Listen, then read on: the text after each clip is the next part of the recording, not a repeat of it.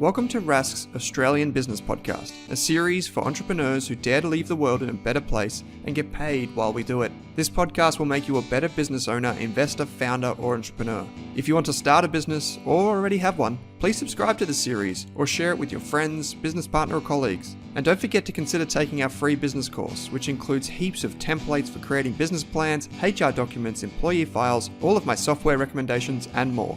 The course is completely free and available via the link in your podcast player. Okay, let's get into the episode.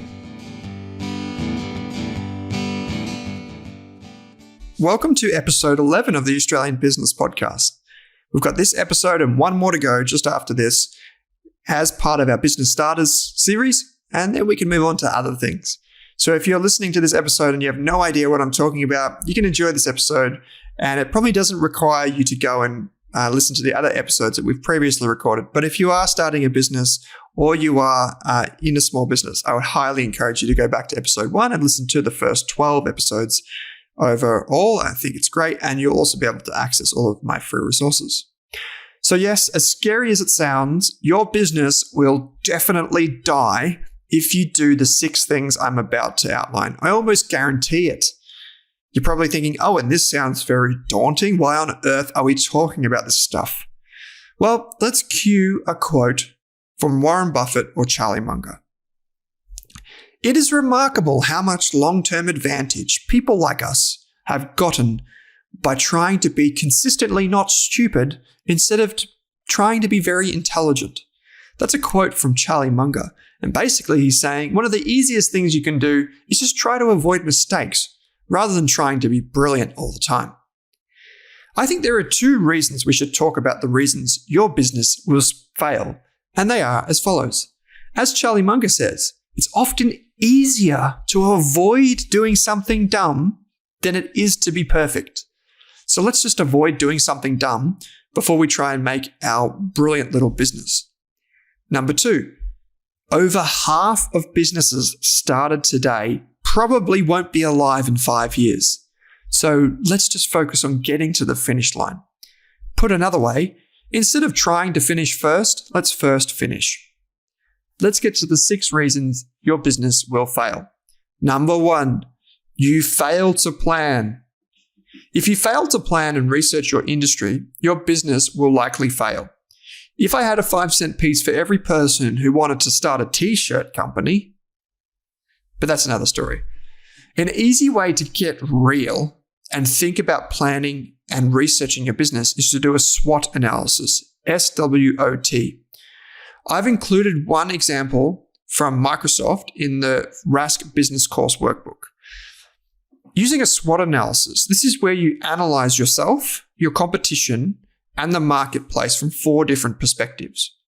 You've got strengths, weaknesses, opportunities, and threats. And I'll get to an example in just a moment.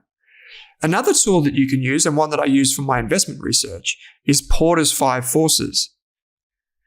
You can just write down a paragraph right now, even if you don't want to use those things. You can just write down a paragraph for each of the 3 risks your business faces today and what it will do to your business if they come true. Because if you think about the risks of your business, then you can start preparing for if they do go wrong. It's like a sports coach. In a big game, a sports coach goes into the game preparing that some of his or her players may get injured or things might go wrong. Preparing in advance is crucial. Let's use a SWOT analysis example with a bakery. So let's talk about the strengths of this bakery example. They think that their strengths are online marketing, their technical knowledge because they're a qualified baker, and they've got 5 years of industry experience and a large Instagram following. Those are the strengths. Let's talk about some weaknesses. Some of the weaknesses of this bakery include they've only got a limited budget, so they'll probably need to take on a loan. And the second one is because of their limited budget, they can't afford a prime location, so they're probably not going to get much foot traffic for the bakery. They'll have to find other ways to do it. Speaking of, let's talk about the opportunities. In this bakery example, the bakery could offer coffee along with its baked goods in time so it can make more profit. It could use its Instagram following to generate more of its own foot traffic rather than relying on people walking by. And let's talk about threats, the final part of the SWOT analysis. There are 3 big competitors nearby, and they've got established teams. One of the key competitors has a better location and offers cheaper products like croissants and fresh rolls. They can make them cheaper than I can afford to make them. And number 3, the jobs market is pretty hot right now. So finding people to work in my bakery might be difficult. You can see this very simple SWOT analysis on the Rask website. Risk number 2, you overcapitalize. Overcapitalization happens when you spend money before you make it. This is most devastating when you hire too many employees too quickly or before you need them. Not only is it hard on the employees because they'll end up losing their job, but you'll drive yourself into the ground financially. It can also happen if you buy brand new, for example, coffee machines, when a cheaper one will do. Or if you take on expensive leases, use too much debt, buy excavators, or things that you really don't need and have never used on a big job before.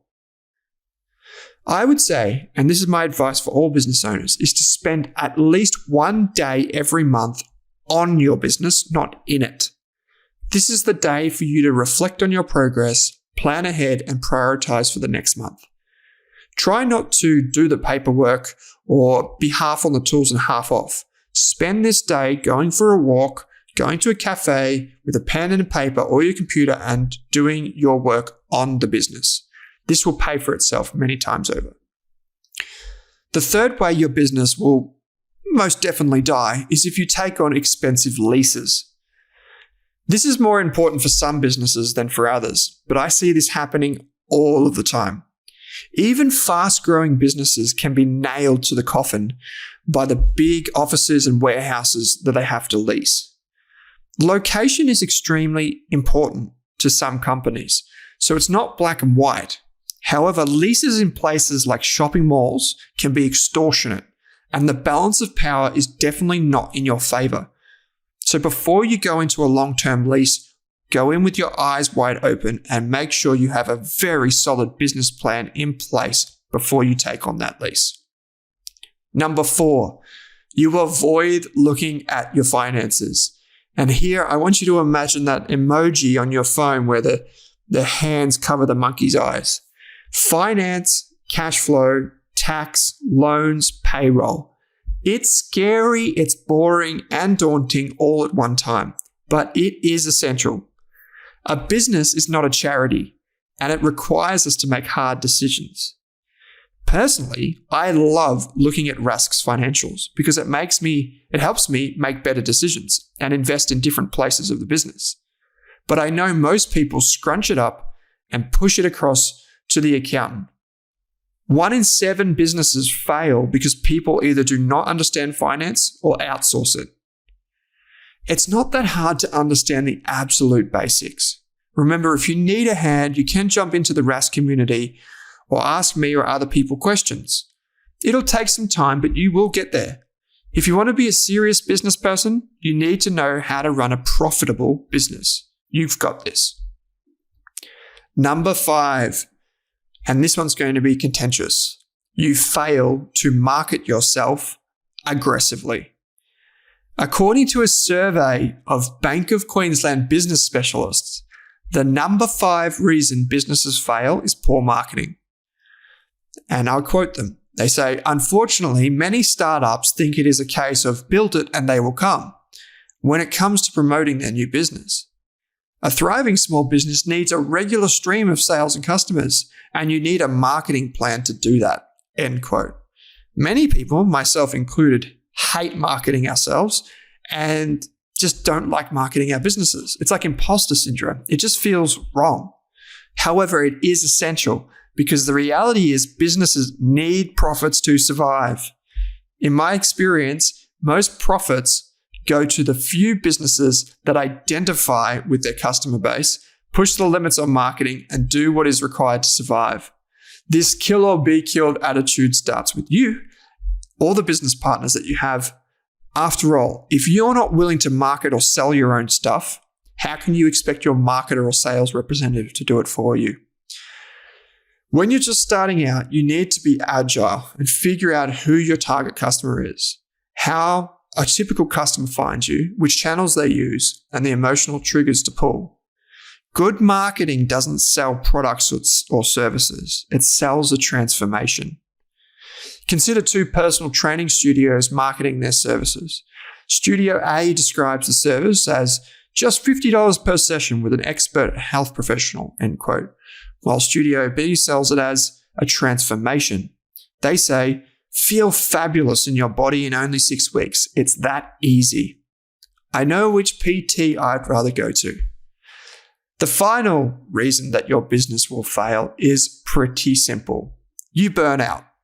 When you burn out as a business owner, you're left with nothing. Your tank is empty and it takes a toll. So always be mindful of yourself. Practice things like meditation and escaping the business. Share the load by talking with people who you trust and get help when you need it. Don't forget, you are your business's most important asset. So those are the 6 ways your business will die. In reverse order: burnout and not taking care of yourself, failing to market aggressively, avoiding looking at your finances, taking on expensive leases, overcapitalizing, and failing to plan. Remember, avoiding the mistakes is often the best way to achieve success.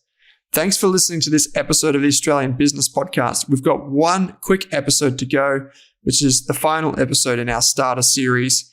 I hope you enjoy it. I'll see you in the next episode. Thanks for tuning in. Thanks for listening to this episode of the Australian Business Podcast. I think this series is best served with my free business course on Rask Education. My free course includes all of my notes, templates, employment guides, legal documents, marketing strategies, software recommendation, and ideas for starting and running a small business. If you're a small business owner or an expert like an accountant, lawyer, investor, or entrepreneur, I want to hear from you. I'm not 100% sure what we're going to do with this podcast series, so I'm looking for sponsors, as well as potential co-hosts, and of course I'm eager to invest in businesses run by talented people. If you're looking for a supporter or advisor, a silent partner, or even an investor to support your growth, I can help. Please contact me via the Rask website. Finally, if this podcast or the course helps you, I only ask that you please help me by sharing it with one friend, colleague, or family member who runs a business. Thanks for listening.